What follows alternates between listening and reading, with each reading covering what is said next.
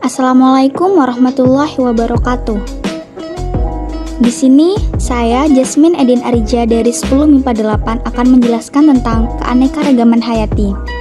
Pada bab keanekaragaman hayati, subbab yang akan dibahas adalah 1. Pengertian keanekaragaman hayati, 2. Tingkat keanekaragaman hayati, 3. Persebaran flora dan fauna di Indonesia, 4. Ancaman keanekaragaman hayati, 5. Manfaat keanekaragaman hayati, dan terakhir, upaya pelestarian keanekaragaman hayati. Keseluruhan variasi pada makhluk hidup yang terjadi karena adanya perbedaan warna, ukuran, bentuk, jumlah, tekstur, sifat, habitat, tingkah laku, dan lain-lain disebut biodiversitas atau keanekaragaman hayati. Tingkat keanekaragaman hayati. Yang pertama, keanekaragaman tingkat gen. Keanekaragaman tingkat ini disebabkan karena adanya variasi gen atau struktur gen dalam suatu spesies makhluk hidup. Keanekaragaman hayati tingkat gen disebut sebagai varietas. Contohnya kita, sekumpulan manusia yang memiliki warna kulit berbeda-beda, putih, coklat, hitam. Itu disebabkan oleh perbedaan dari gen masing-masing. Yang kedua, keanekaragaman tingkat spesies. Keanekaragaman ini ditemukan pada komunitas atau kelompok berbagai spesies makhluk hidup dalam genus atau famili yang sama. Keanekaragaman hayati tingkat ini dapat ditunjukkan dengan adanya beragam macam jenis makhluk hidup, baik termasuk kelompok hewan, tumbuhan, dan mikroba. Misalnya, variasi dalam satu famili antara kucing dan harimau. Mereka termasuk dalam satu famili, yaitu Felidae, walaupun ada perbedaan fisik, tingkah laku, dan habitat mereka masing-masing. Yang ketiga, keanekaragaman ekosistem. Keanekaragaman akibat perbedaan letak geografis yang menyebabkan perbedaan iklim disebut keanekaragaman ekosistem. Keanekaragaman ekosistem dibagi menjadi dua, yaitu ekosistem darat dan ekosistem perairan. Ekosistem darat terdiri dari hutan hujan tropis, savana, padang rumput, gurun, taiga, hutan gugur, dan tundra. Ekosistem perairan terdiri dari air tawar dan air laut. Berdasarkan keadaan airnya, air tawar dibedakan menjadi dua, yaitu lentik dan lotik. Sedangkan air laut berdasarkan macamnya dibedakan menjadi laut dalam, terumbu karang, estuari, pantai pasir, dan pantai batu. Komponen biotik ekosistem perairan: plankton, nekton, neuston, bentos, dan perifiton. Persebaran flora dan fauna di Indonesia. Alfred Russel Wallace membagi wilayah Indonesia berdasarkan persebaran flora dan fauna menjadi 3 garis hayal, yaitu garis Wallace, Weber, dan Lydekker. Persebaran flora dan fauna di Indonesia dibagi menjadi 3, yaitu tipe Asiatis, tipe peralihan, dan tipe Australis. Tipe Asiatis, wilayah barat meliputi Pulau Jawa, Sumatera, dan Kalimantan.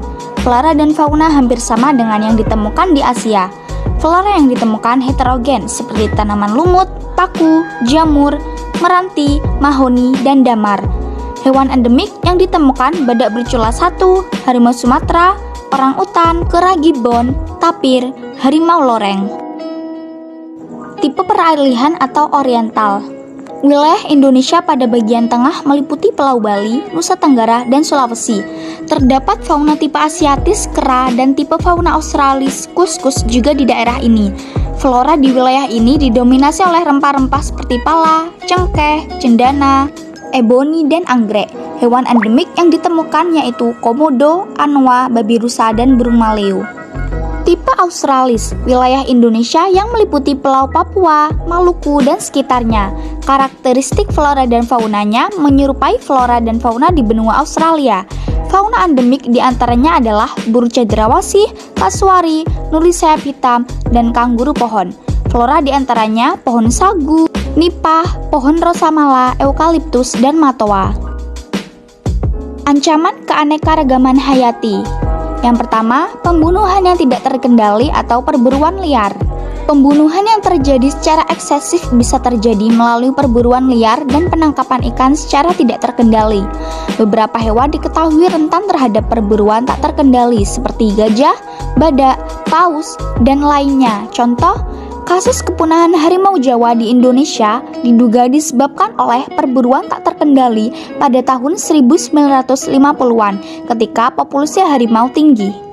Yang kedua, kerusakan dan fragmentasi habitat.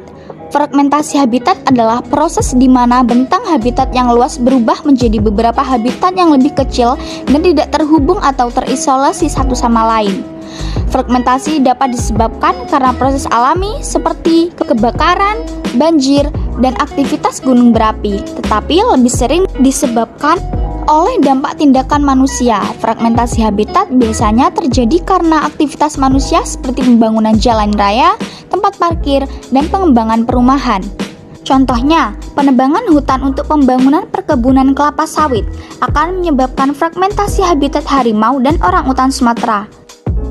Introduksi spesies eksotis mengakibatkan spesies tertentu menjadi tersisihkan, sehingga spesies tertentu tersebut jarang digunakan, terlupakan, dan akhirnya punah. Contoh, dengan masuknya jenis pisang Cavendish dan ditanam secara luas, menyebabkan beberapa jenis pisang lokal tergusur.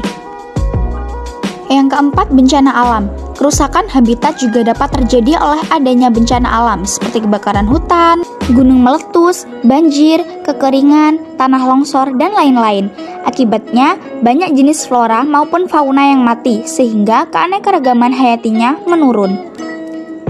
Fungsi dan manfaat keanekaragaman hayati. 1. Sebagai sumber pangan. Indonesia diperkirakan memiliki 400 spesies tanaman penghasil buah, 370 spesies penghasil sayuran, 70 spesies tanaman umbi-umbian, dan 55 spesies tanaman penghasil rempah-rempah. 2. Sebagai sumber obat-obatan. Indonesia memiliki sekitar 940 spesies yang merupakan tanaman obat. Contoh, kina, Cinchona calisaya, mengkudu, Morinda stretrifolia, buah merah, Pandanus conodeus, madu dari lebah untuk meningkatkan daya tahan tubuh, ular sebagai obat gatal-gatal atau penyakit kulit, teripang untuk regenerasi sel-sel yang rusak karena penyakit tertentu. 3. Sebagai sumber kosmetik. Beberapa tumbuhan yang digunakan untuk kosmetik, misalnya bunga mawar, melati, kenanga, dan kemuning digunakan dalam pembuatan parfum.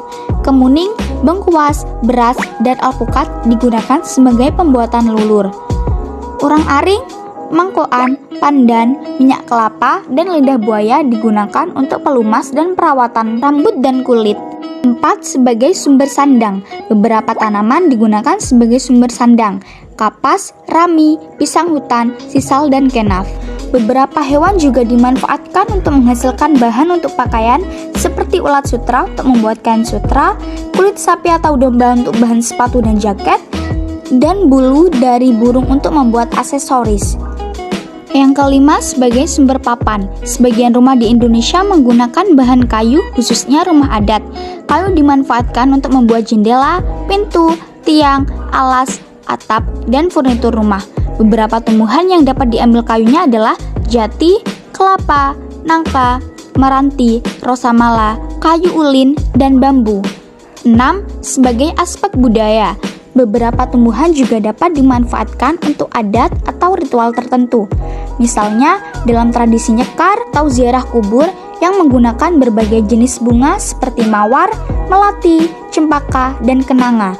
Umat Nasrani menggunakan pohon cemara untuk perayaan hari raya Natal, dan umat Islam menggunakan hewan ternak seperti kambing, sapi, kerbau, dan unta untuk perayaan hari raya kurban. 7. Sebagai plasma nutfah. Plasma nutfah berguna untuk membuat varietas yang unggul, misalnya tanaman yang tahan penyakit atau tanaman yang memiliki produktivitas tinggi. Plasma nutfah akan mempertahankan kualitas sifat dari organisme dari generasi ke generasi berikutnya. Keanekaragaman plasma nutfah dapat tetap terjaga melalui pelestarian semua jenis makhluk hidup. Terakhir yaitu subbab upaya pelestarian keanekaragaman hayati. Upaya pelestarian keanekaragaman hayati dibagi menjadi dua, yaitu secara in situ dan ex situ. Secara ex situ adalah melakukan perlindungan dan pemeliharaan hewan di luar habitat aslinya. Contohnya, kebun botani, kebun plasma nutfah, kebun koleksi, dan penangkaran hewan. Upaya pelestarian secara in situ adalah melakukan perlindungan dan pemeliharaan hewan dan tumbuhan di habitat aslinya. Contohnya, Suaka Marga Satwa untuk komodo, Varanus komodensis di Taman Nasional Komodo, Pulau Komodo. Terima kasih. Wassalamualaikum warahmatullahi wabarakatuh.